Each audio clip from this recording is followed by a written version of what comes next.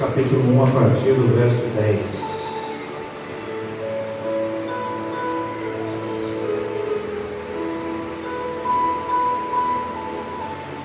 Do 10 ao 14, diz assim: estando com os olhos fitos no céu, enquanto ele subia, eis que junto dele se puseram 2 homens vestidos de branco, os quais lhes disseram: homens galileus, por que estáis olhando para o céu? Esse Jesus que dentre vós foi recebido em cima no céu, há de vir assim como para o céu o vistes ir. Pode passar.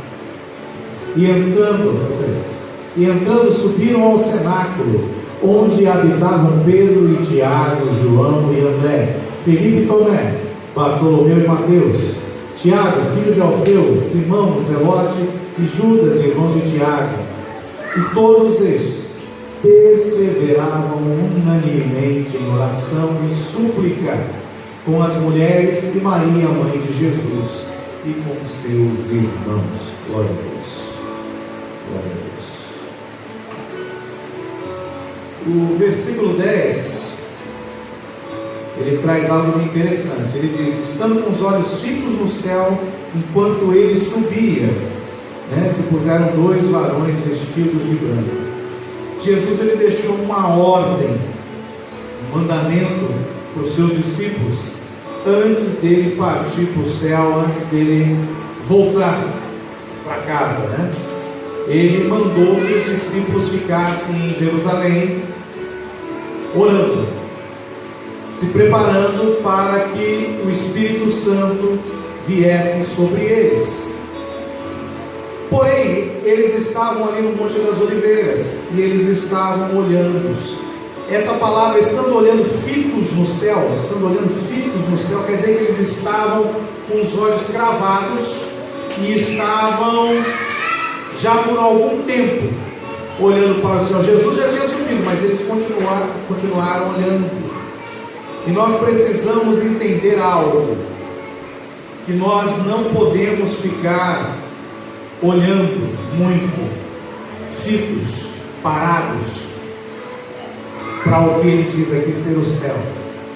Porque Jesus não mandou eles ficarem olhando para o céu, mandou eles irem para Jerusalém e ficarem unidos para que recebessem o Espírito Santo. Porém, hoje tem muitas pessoas que estão paradas olhando para o céu. Tem algumas pessoas que estão paradas esperando a volta de Jesus.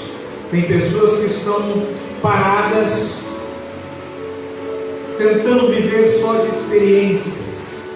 Tem pessoas que estão literalmente paradas e acham que está tudo bem, dentro da igreja. Porém, a ordem que Jesus deu não era para eles ficarem parados.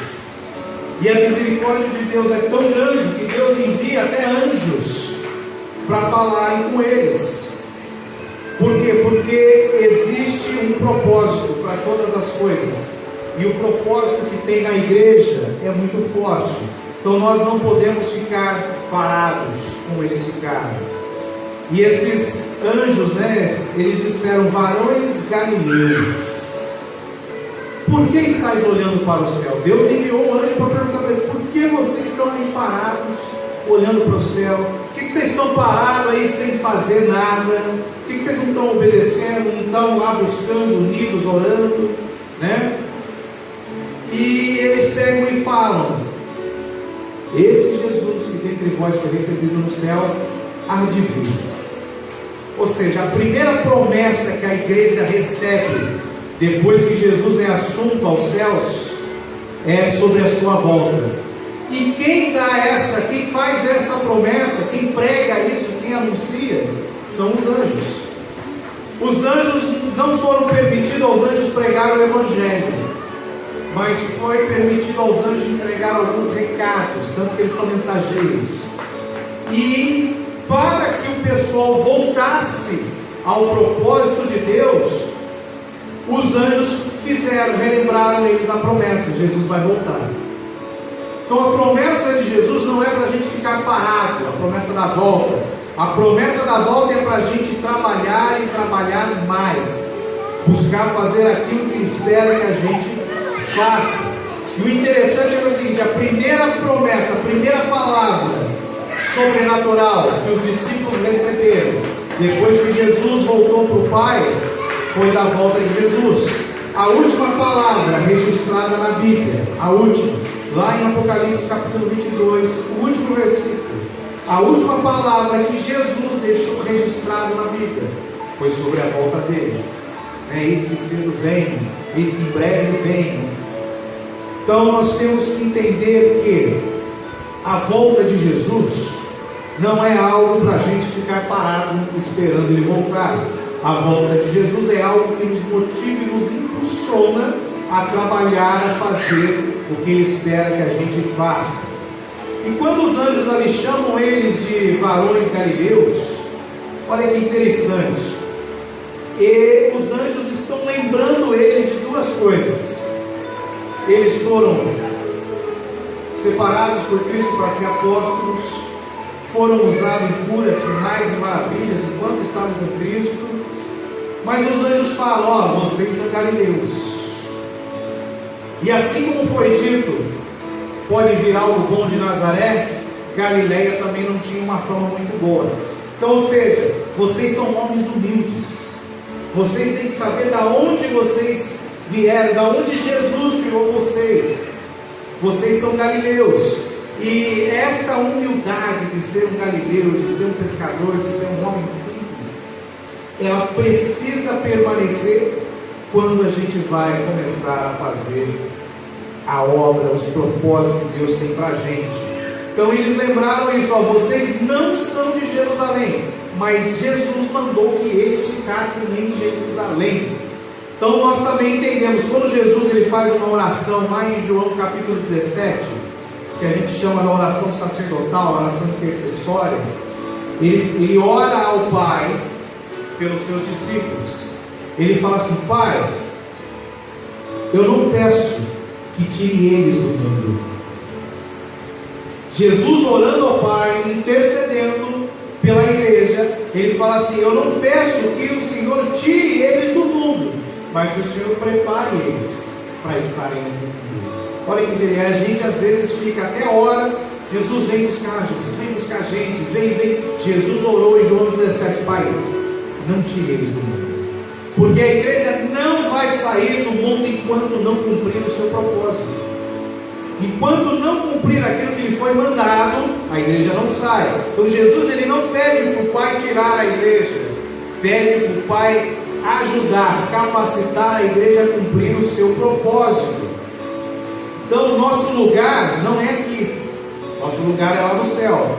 Mas enquanto não acontecer o que foi profetizado, nós vamos ficar aqui. Essa é a nossa consciência. E ele falou assim: ó, ficai em Jerusalém para que do alto sejais revestidos de poder, descida do Espírito Santo. E o apóstolo Pedro, lá em Atos 2, quando ele começa a pregar, ele fala, ele deixa bem claro: ainda não foi derramado o Espírito Santo, foi derramado do Espírito Santo, foi derramado parte, não inteiro. Então nós vamos ficar aqui até que o Espírito Santo seja derramado sobre toda a carne. Só depois que o Espírito Santo for derramado que a gente vai sair. É isso que o pessoal fala, que chama de grande avivamento.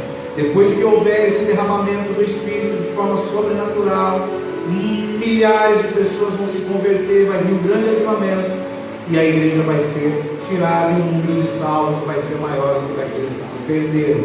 Ou seja, nós não somos desse mundo, mas nós somos revestidos de poder para evangelizar o mundo, para fazer algo aqui. Temos que lembrar, nossa origem é o céu, a Jerusalém celestial, é para lá que a gente volta. Mas para isso vai depender das nossas atitudes aqui na terra. Ou seja, até quando eu vou ficar olhando para o céu, esperando as coisas acontecerem? Até quando eu vou ficar sem me mover? Então Deus mandou aqueles anjos para falarem para eles: até quando vocês vão ficar olhando para o céu? Até quando vocês vão ficar aí parados? Não, vai lá, volta para Jerusalém, vai lá orar, porque só vai vir avivamento, só vai vir libertação, só vai vir cura, só vai vir salvação depois que tiver um processo de oração muito forte no nosso meio. A promessa da volta de Jesus, então, naquele momento, teve o intuito de fazer eles se apressarem para fazer aquilo que Jesus tinha mandado, que é ganhar almas, discipular.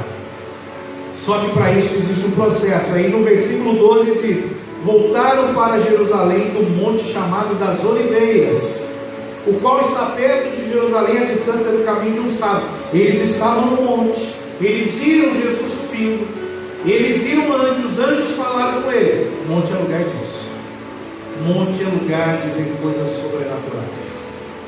Quando o povo se reúne para orar, isso se transforma num monte, local de revelação de Deus. Mas eu não posso ficar no monte. Eu subo o monte para buscar a presença de Deus, a glória de Deus, mas eu tenho que descer no monte para vir aqui e distribuir essa glória que eu recebi. Por isso está falando, eles voltaram então para Jerusalém, desceram do monte das Oliveiras. Só que tem algo que é interessante, que às vezes passa despercebido. Ele fala assim ainda nesse versículo 12: à distância do caminho de um sábado. Então voltaram para Jerusalém, do monte chamado das Oliveiras, ao qual está perto de Jerusalém, à distância do caminho de um sábado. O que é isso? O que é essa distância do caminho de um sábado? Deus, ele quando dá as 10 palavras a Moisés, que a gente chama de 10 mandamentos, ele deixa claro que um dia específico da semana, no sábado, era para ser guardado. E depois, mais para frente, ele dá outras orientações para Moisés, complementando, que ele fala que o povo no sábado não poderia trabalhar, não poderia fazer nada, a não ser ir até o templo, ir até a sinagoga, porém eles só poderiam caminhar a distância de um caminho de sábado. Essa distância de um caminho de sábado, ela está entre 900 metros a 1 quilômetro, mais ou menos. Então, ou seja, eu poderia no sábado sair da minha casa para ir até a igreja, porém ela não poderia estar a mais de 1 quilômetro de distância. É por isso que naquela época tinha muitas sinagogas. Então isso é a distância do caminho de um sábado. Porém, olha que interessante, eles estavam no monte. Aí os anjos aparecem e mandam eles voltarem para Jerusalém, que eles vão se reunir no cenáculo. Até a distância que eles estavam do monte para chegar no cenáculo era exatamente a distância do caminho de sábado. Eles não iam andar mais que isso. Ou seja, até uma orientação que veio de anjo, uma orientação divina, não quebrou a lei de Moisés. E essa jornada, da distância de um dia de sábado, para nós como igreja, ela representa aquilo que nós chamamos o tempo da graça, ou o ano aceitável do Senhor também. Por quê? Porque é um curto espaço de tempo que a igreja vai estar na terra para fazer aquilo que o Senhor nos deixou ordenado a fazer. Então ele deixa muito claro: desce do monte, você vai caminhar um dia, o caminho de sábado, vai chegar no cenáculo. Então nós precisamos buscar poder, buscar a direção de Deus, descer do monte, para a gente, num curto espaço de tempo, fazer aquilo que a igreja tem para fazer, para só depois a gente entrar para a nossa casa no céu. E isso é interessante, porque esse dia do caminho de sábado, esse caminho do dia de sábado, ele também representa o tempo de trabalho do Espírito Santo. Jesus foi assunto ao céu, eles estavam no monte, eles descem o dia do caminho de sábado, 900 metros, 1 quilômetro, vai para o cenáculo, porque agora é o Espírito Santo que vai começar a trabalhar. Jesus, ele veio, cumpriu a sua parte, enviou o Espírito Santo para começar a trabalhar. Porém, nós temos que entender algo. Jesus, ele subiu, está com o Pai, está à direita do Pai. O Espírito Santo está sobre nós até quando? Lá em Gênesis capítulo 49, a partir do versículo 8 mais ou menos, Jacó começa a profetizar, já praticamente no seu leito de morte. Para cada um dos seus filhos ele vai dando uma profecia. E quando chega na tribo de Judá, no seu filho Judá, Jacó ele faz uma profecia, dizendo que o cetro não se apartaria de Judá, ou seja, Judá seria a tribo real, seria da tribo de onde sairiam os reis para governar o povo de Israel. Porém ele fala assim no versículo 9, ó, Judá é um leãozinho, da presa subiste, filho meu, encurva-se e deita-se como um leão e como um leão velho, quem o despertará? Então Jacó ele faz a profecia, ele fala que Judá é um leãozinho que vai deitar e vai dormir, depois vai acordar. Porém antes dele acordar, ele já não vai ser mais um leãozinho, agora ele vai ser o leão velho. O leãozinho é aquele que precisa ainda que os seus pais o alimentem, tragam a caça para ele. Pode-se dizer que um leãozinho no meio da selva é inofensivo. Já o leão velho não. O leão velho geralmente é aquele que está à frente da sua manada, é aquele que já tem experiência na caça, é o que se chama do rei da selva. Então, quando se deitou um leãozinho. Quando ele despertar, vai despertar como um leão velho. Então Jacó ele fala isso. Hoje nós estamos neste tempo, o caminho do dia de sábado, porque o leãozinho ele se deitou. O leãozinho se deitou quando ele se entregou na cruz, Jesus Cristo. Porém, neste momento ele está dormindo, ninguém está vendo o leão agindo, porque agora é o Espírito Santo que está agindo. Mas vai chegar um momento que o leão, esse leão velho, já experiente, que despedaça a sua presa, ele vai despertar. Então nós temos que entender que este momento está acabando, e o leão ele vai se despertar. Tanto que em Apocalipse capítulo 5, né, interessante é esses versículos de Atos, diz que eles viram Jesus subindo. Então eles viram Jesus, eles estavam aqui na terra, eles viram Jesus subindo. Daniel, ele teve uma visão onde ele estava nas nuvens e ele via Jesus subindo. Então, os apóstolos, os discípulos estavam na terra, viram Jesus subindo. Daniel estava nas nuvens e viu Jesus subindo. E lá em Apocalipse capítulo 5, João tem a visão do livro e ele começa a chorar, porque ele diz: quem é digno de abrir o livro? E procurou-se embaixo na terra, não se achou ninguém. Procurou-se no céu alguém, não se achou ninguém digno de abrir o livro. Aí um dos 24 anciãos vira para ele e fala: não, eis aí o leão da tribo de Judá que venceu para abrir o livro. O interessante é que quando João olhou e fez essa pergunta, quem é digno de abrir o livro?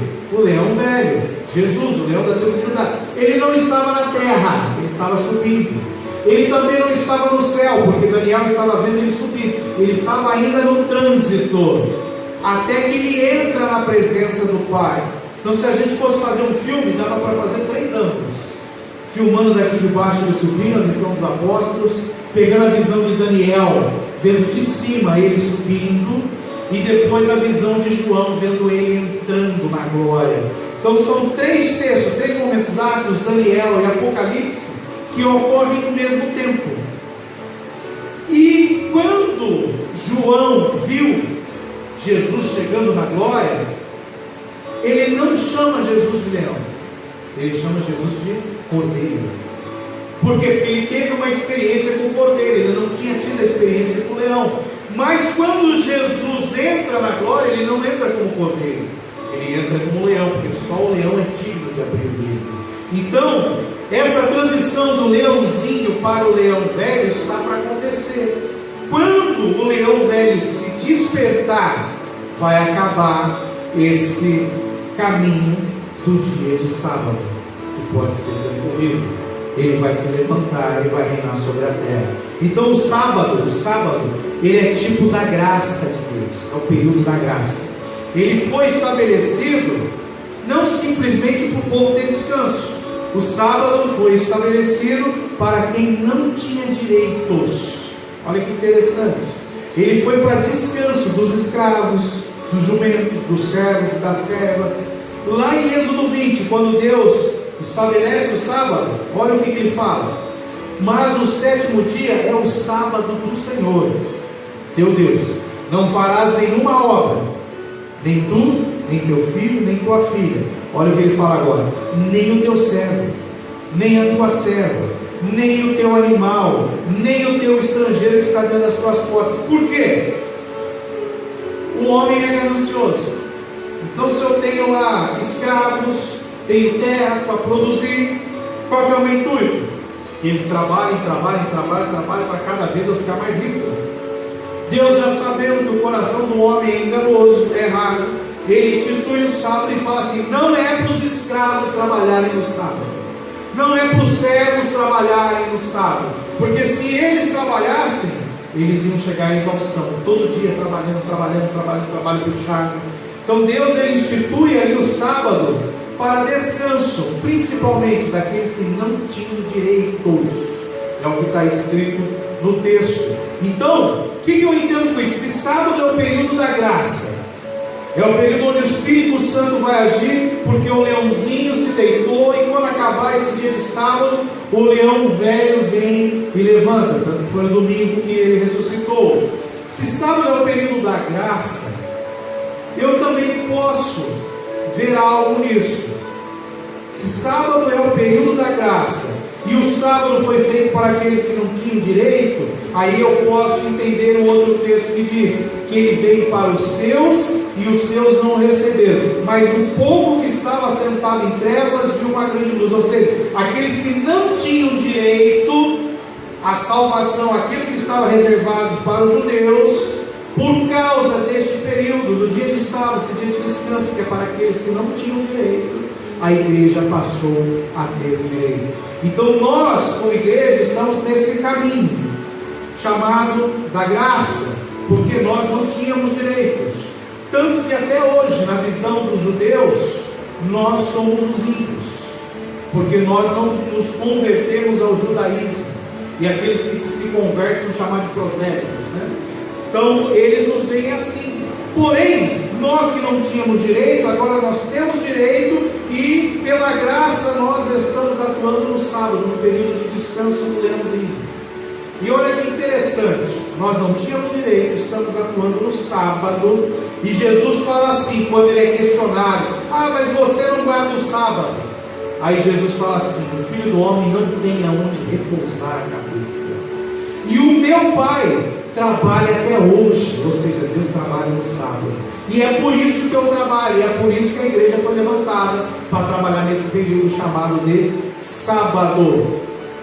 Então nós temos que compreender que tudo está acontecendo para as nossas vidas, é para a gente trabalhar, é para a gente dar fruto. Até os anjos falaram: para de ficar olhando para o céu, e vai fazer o que Jesus mandou. Então nós temos que ter essa consciência, nós temos que despertar para isso. E qual é esse trabalho? A gente ouve muito em várias denominações: não, porque a gente está fazendo a obra, a gente está fazendo a obra, a gente está fazendo a obra. Ok, mas qual é a obra? É simples. O apóstolo Pedro, ele toma uma das frases de Jesus, que foi também usada por um profeta, para dizer que Jesus Cristo foi a pedra angular, a pedra de esquina que foi rejeitada pelos construtores. A pedra era usada numa construção.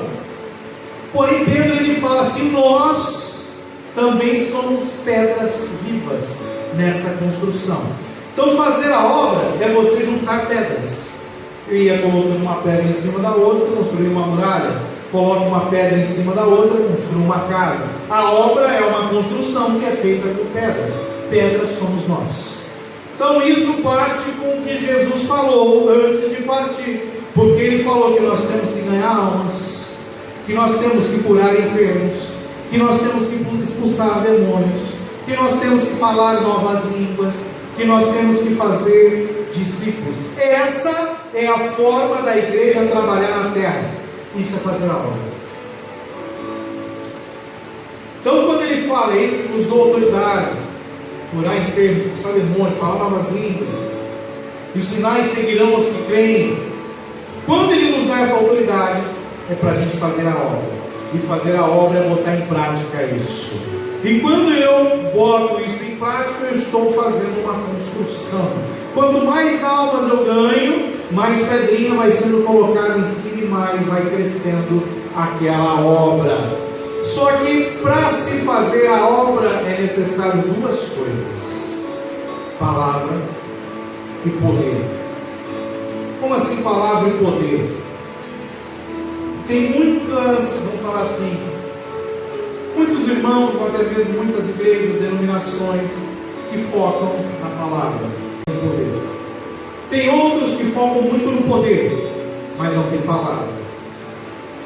E para a coisa fluir, para acontecer o que aconteceu lá em Atos, no livro de Atos todinho, é necessário que tenha palavra e que tenha poder. Só que para ter palavra e poder, é necessário pagar um preço. Jesus pagou o preço pela nossa salvação. Amém. Ela foi nos dada de graça, mediante a fé, não vem por obras, para que ninguém se glorie. A salvação veio de graça, o poder não. Jesus, ele nos deu a autoridade. Agora o poder de Deus, que está em Atos 1:8, que vem junto com o Espírito Santo sobre as nossas vidas, junto com o batismo, esse poder, ele tem que ser desenvolvido. Também é chamado de unção. E existem vários tipos de unção. Só que para eu ter essa unção, para operar no poder, para ter a palavra que transforma, a palavra revelada, para eu ter isso, eu tenho que pagar um preço. Para ser salvo eu não preciso pagar preço, mas para ter unção eu preciso. Para eu fazer o que Jesus mandou, curar enfermos, expulsar demônios, falar novas línguas, ganhar alma, discipular, ser movido, guiado pelo Espírito de Deus, eu preciso pagar um preço. Então tem muitas pessoas dentro da igreja que estão olhando para o céu, céu, lindo céu. Estão olhando para o céu e sabem, Jesus está voltando, volta Jesus, mas não quer pagar um preço para fazer o que Ele mandou a gente fazer. E a igreja que cresce, a igreja que se desenvolve, ela busca a palavra e ela busca poder. E nós precisamos entender isso. Se a gente ver, continuar lendo esse texto, nós vamos ver que em seguida o apóstolo Pedro, ele se levanta e começa a falar, estava profetizado que um seria o traidor, que ele iria morrer, e tal, que agora a gente precisa botar um no lugar dele, está tudo profetizado. Pedro falou isso. Só que não era o momento dele falar isso. Por quê? Porque eles estavam ali aguardando a descida do Espírito Santo. O Espírito Santo não tinha descido ainda. Então ele se antecipou de uma forma errônea. E lá na frente a gente vai entender por que isso. Ou seja, Pedro, ele quis fazer uma política ministerial. Vamos aqui distribuir cargos, vamos por algumas normas para resolver um problema. Só que não. O foco para que os propósitos de Deus se cumpram, para que os projetos de Deus venham, é a gente estar com os olhos e o coração voltado para aquilo que se chama a grande comissão.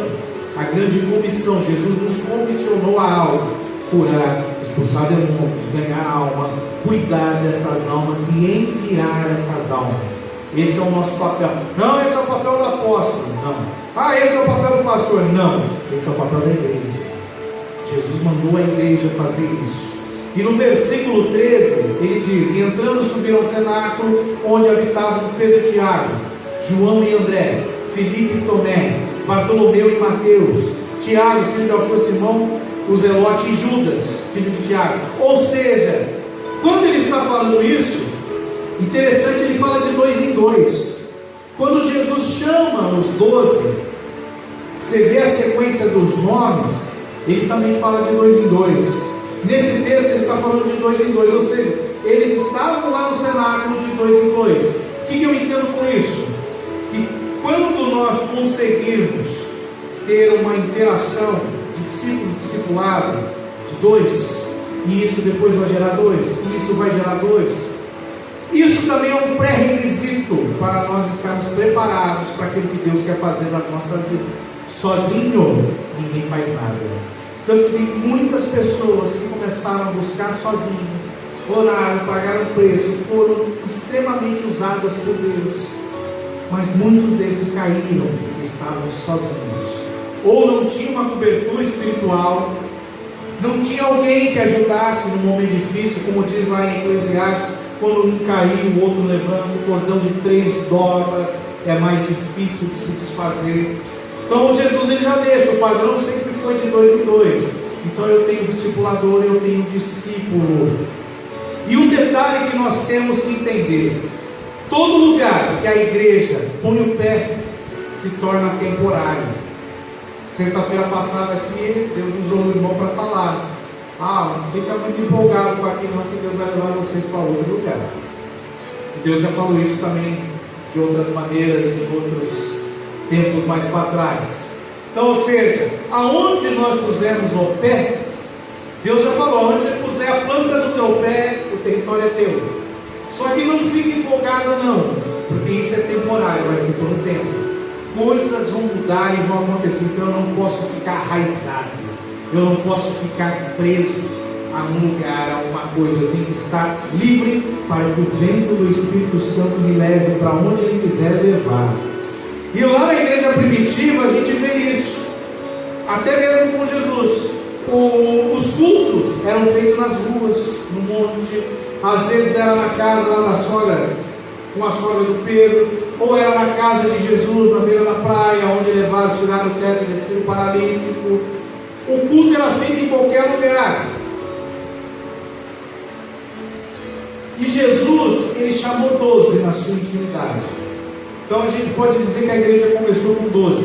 Porém, quando eles voltaram para o cenáculo, que é esse texto que nós lemos de Atos 13, eles subiram ao cenáculo onde habitavam alguns ali dos apóstolos, dos discípulos. Já não era mais 12. Então começou ali poucas pessoas fiéis, porque a multidão quer sinal, não quer Jesus. A multidão quer um milagre, não quer quem faz o milagre. Porém começou com 12, seguindo algumas mulheres. Aí quando eles se reuniram para orar, aquele 12 multiplicou para 120, quase 120. E a gente tem que entender que a multiplicação no reino de Deus, quando a gente obedece, faz o que o Senhor mandou, ela não é 1 mais 1 é 2. Às vezes 1 mais 1 é 10, 1 mais 1 é 100. Tanto que Jesus ele fala isso na parábola do semeador.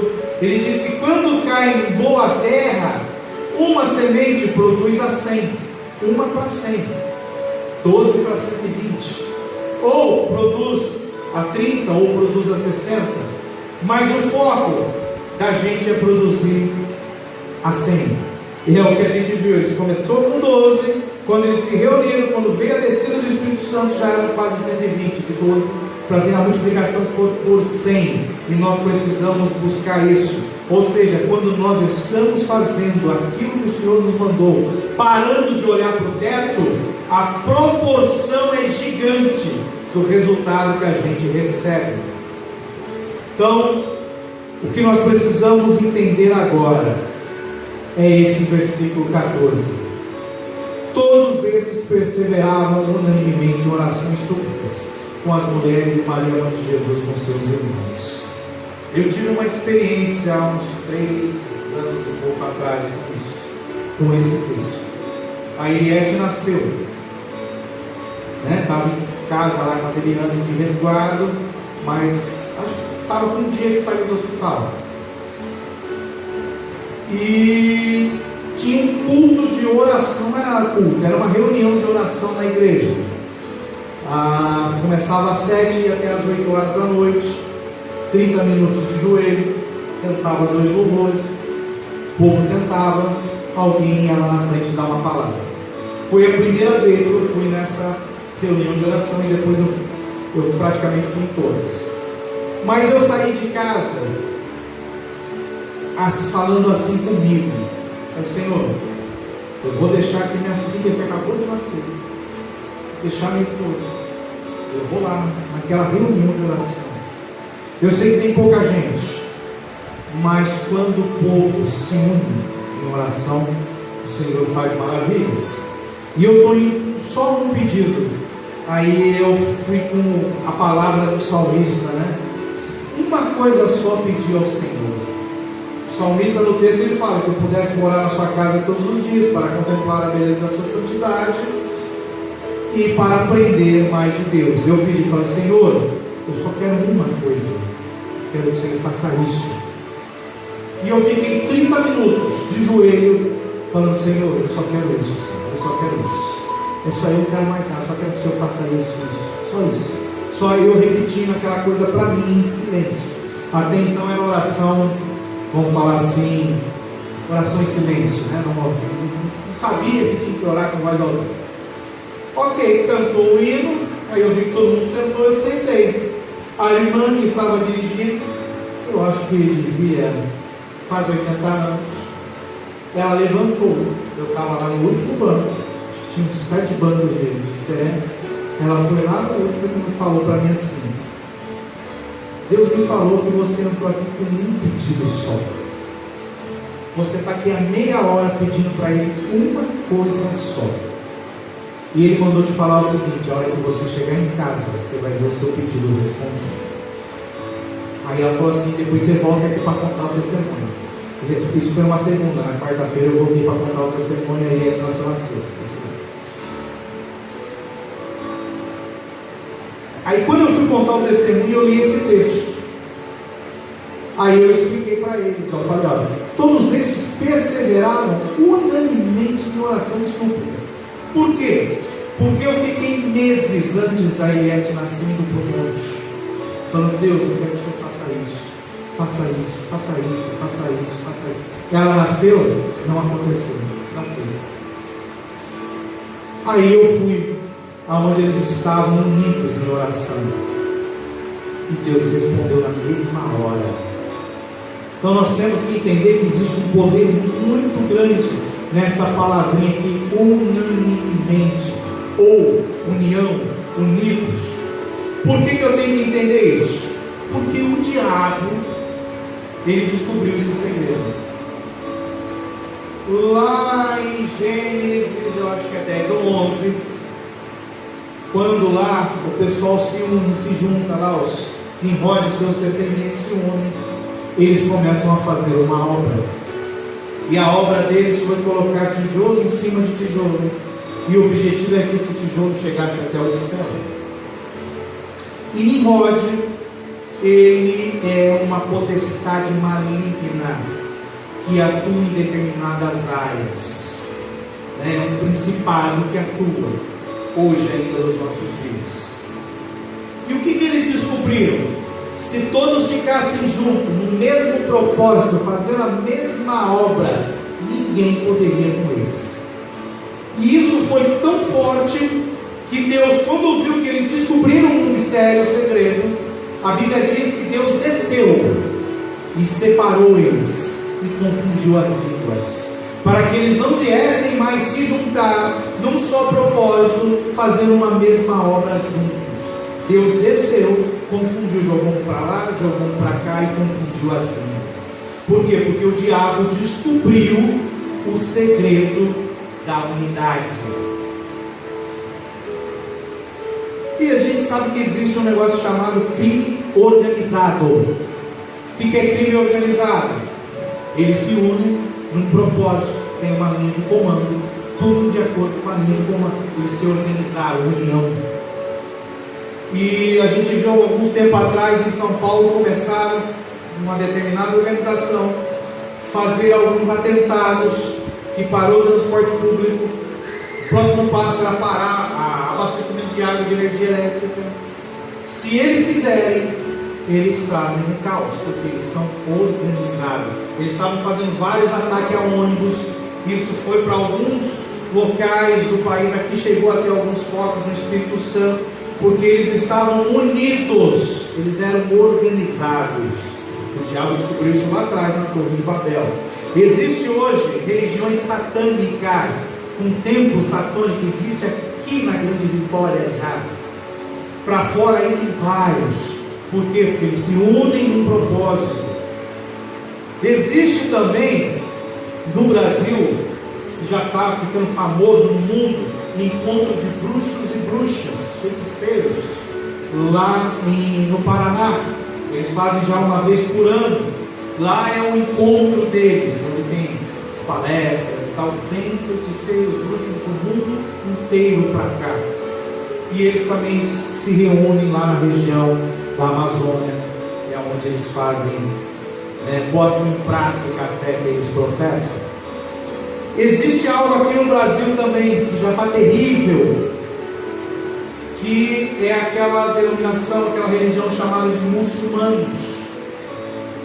Eles estão crescendo muito, já tem mesquitas espalhadas pelo Brasil inteiro.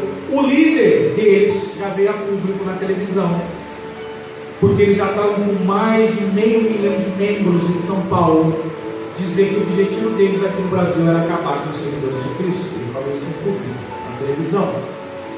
E tem também já estatísticas que na Europa, até no máximo 20 anos, não vai ter mais um cristão na Europa. A Europa vai ser toda muçulmana. Por quê? Porque eles se uniram. Eles falam a mesma língua, eles têm a mesma linha de comum, eles estão no mesmo propósito, e eles estão crescendo e estão dominando tudo. Tanto que já tem milhões aqui no Brasil que professam essa fé. Bruxos estão unidos, estão crescendo absurdamente. Por quê? Porque eles descobriram o segredo da união. Aí, o apóstolo Paulo, lá em Efésios, ele fala: nós temos que ser um só corpo, um só espírito, uma só mente. Nós temos que ser unidade, unanimamente. A igreja brasileira, ela cresce, mas na mesma proporção que cresce, o pessoal se desvia, não consegue permanecer, porque não tem união. E aonde que começa a união? Qual que é a base? O foco é a construção, tijolo sobre tijolo. Mas antes de eu construir o tijolo, eu tenho que amassar o barro, eu tenho que preparar o tijolo. E a preparação do tijolo, a gente tem algo que é dito lá em Êxodo, quando Deus chama Moisés lá na sarça para falar para ele libertar o povo.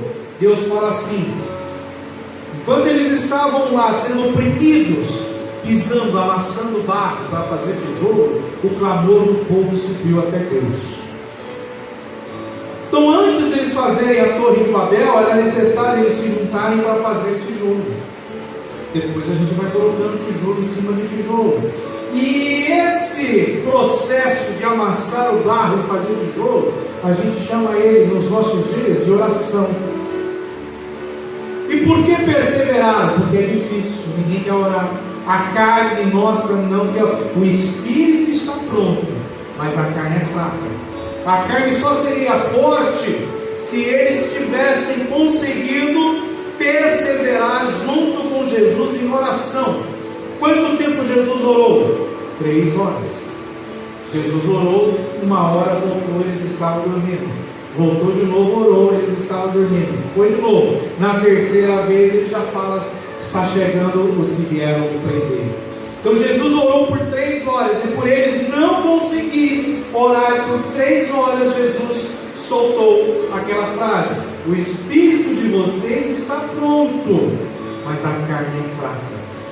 Então nós só vamos conseguir vencer a carne depois que nós conseguirmos ter uma vida de oração de no mínimo 3 horas por dia. Quando você consegue ter esse tempo, que é difícil, que a gente trabalha, estuda e tal, mas se não dá todo dia, algum dia tem que dar, pelo menos no final de semana. Quando você consegue desenvolver isso, não só o espírito vai estar pronto, mas a carne vai estar pronta também, porque é com a sua mão que você bota a mão na cabeça do enfermo para curar. É da nossa mão que emana poder, diz a Bíblia, é da nossa carne. Então nós temos que entender que existe um processo. Eu não conseguia fazer o jejum por 3 dias. Eu tentei por anos, não conseguia. Jejum de estéreo, sem botar nada na boca. Chegava nos 2 dias e meio, eu não conseguia. Bebia água, comia, já desistia de tudo. Mas eu tentei por várias vezes, por anos, eu não consegui, não entendi o porquê. Aí comecei a ir para o monte toda sexta-feira. E pegava das 11 horas até 5h30 da manhã, até o sol nascer. Lá para a quarta ou quinta vez que eu estava no monte, orando a noite toda, eu tive uma visão. Eu estava deitado no monte, com os braços abertos, sendo crucificado, batendo prego na minha mão, no meu pé, e eu estava sorrindo. Aí eu, na visão, me via sendo crucificado sorrindo. Eu, na visão, pensava, eu estou doido, que eu estou me vendo sendo crucificado sorrindo. Mas aí depois eu ouvi um anjo falando comigo: você descobriu o segredo para vencer a carne.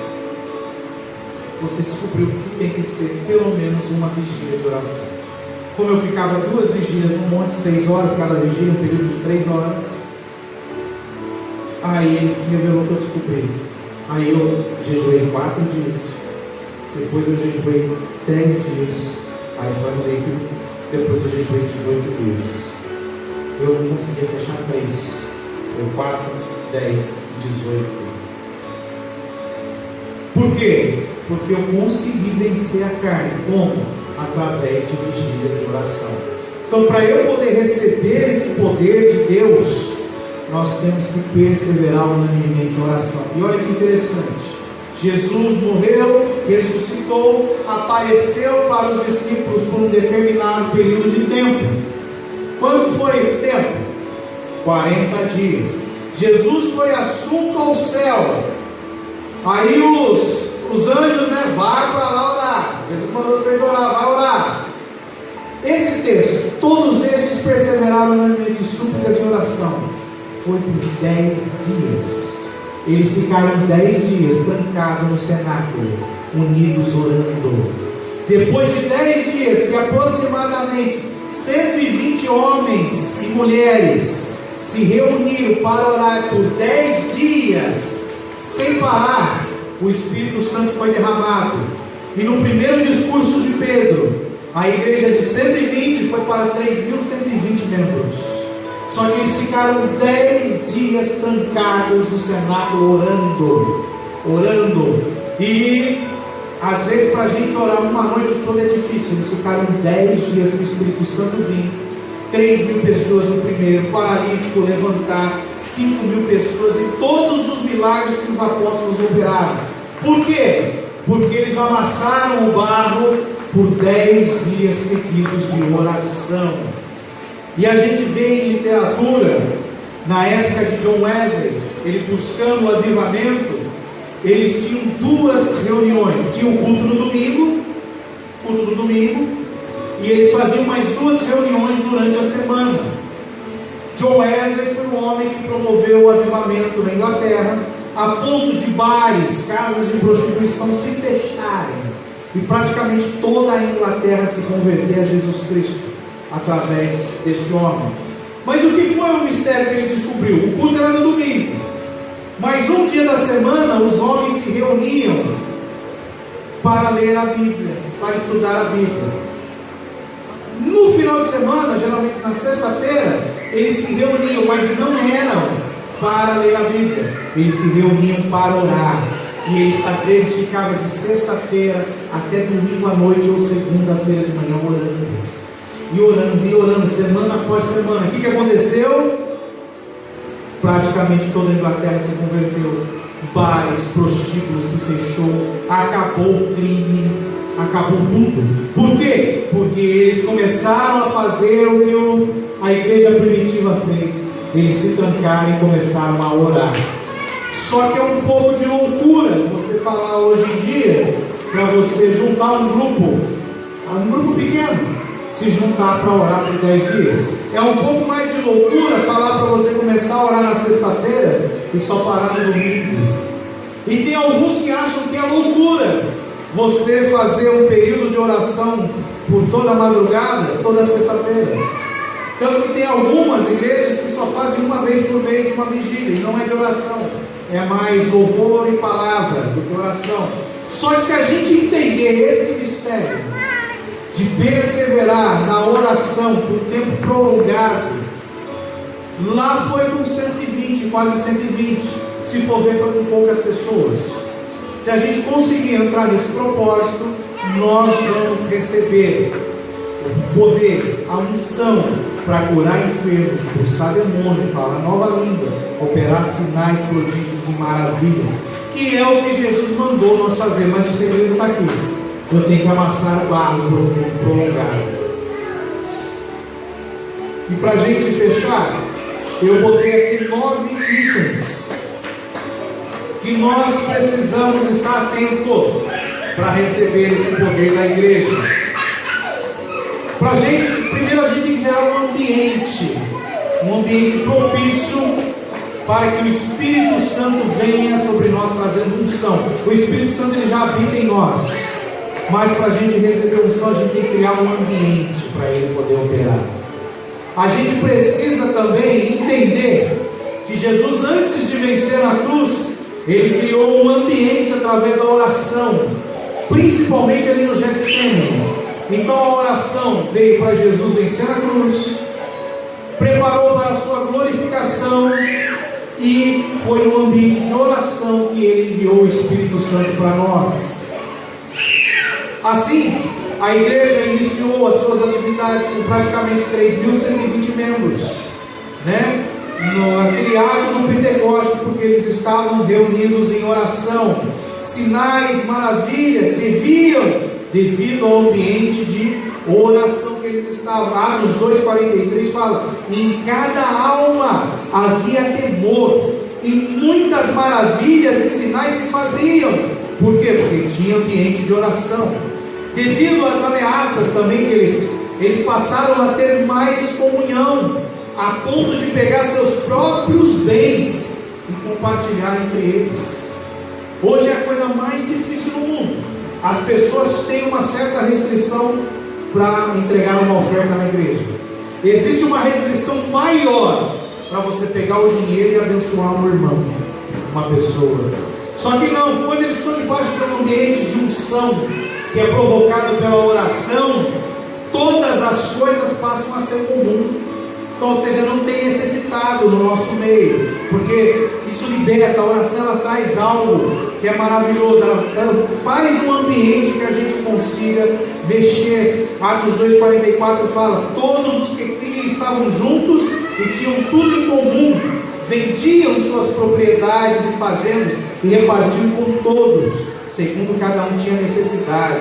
Outra, todos os fiéis passaram a viver de comum acordo e investiam, eles gastavam tempo, investiam tempo em oração. Atos 2,46, e perseverando unânime todos os dias no templo, partindo pão em casa, comiam juntos com alegria e singeleza de coração. Ou seja, quando nós nos reunimos para orar e isso passa a ser constante, vem até a alegria, até a depressão curada.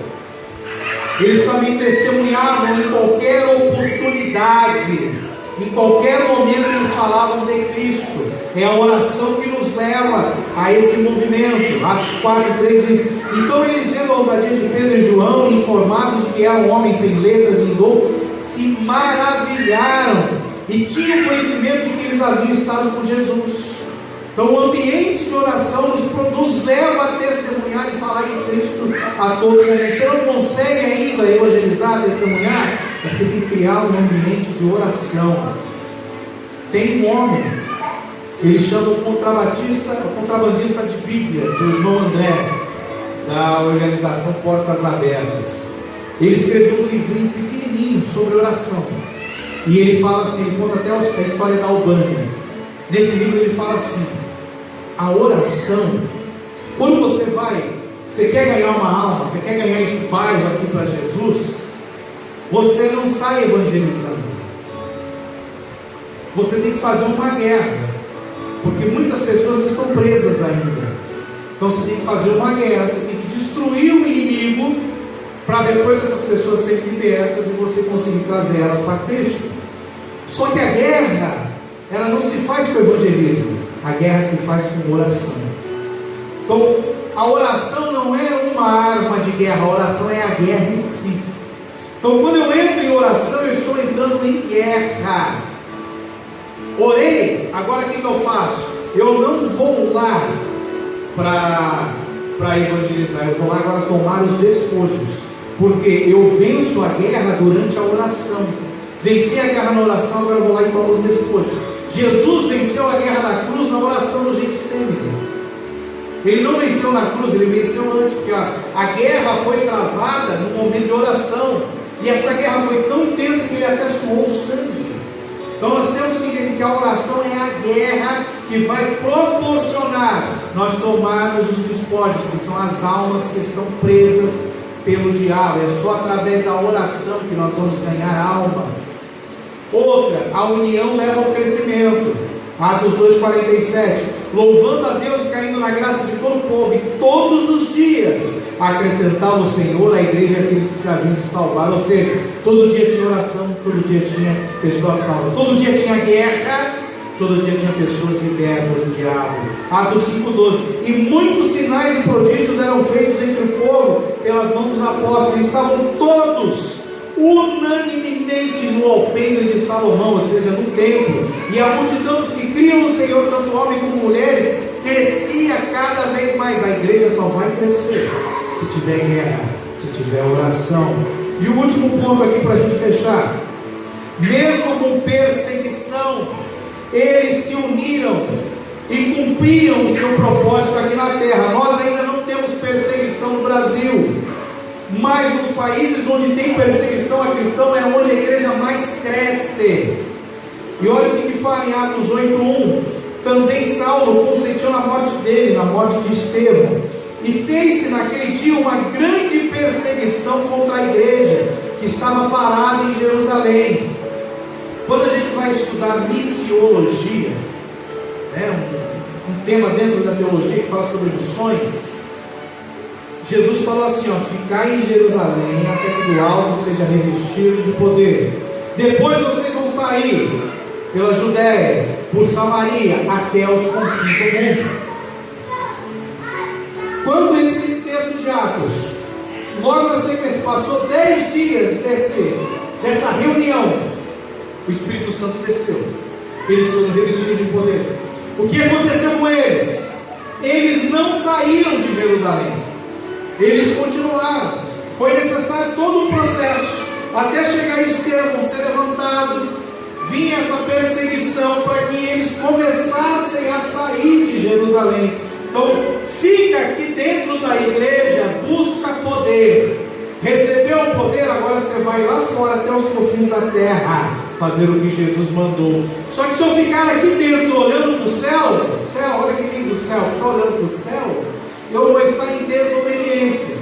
E eles ficaram em desobediência, porque eles não saíram pela Judéia, Samaria e até os confins do mundo. Foi necessário que viesse uma perseguição para eles saírem. Aí ele fala, e a igreja que estava em Jerusalém saiu devido à perseguição, e todos foram dispersos pela terra da Judéia e da Samaria. Ou seja, aquilo que Jesus mandou eles fazerem, eles não fizeram. Aí veio a perseguição, aí eles saíram para a Judéia, saíram para Samaria. E uns varões piedosos foram enterrar Estevão e fizeram sobre ele grande pranto.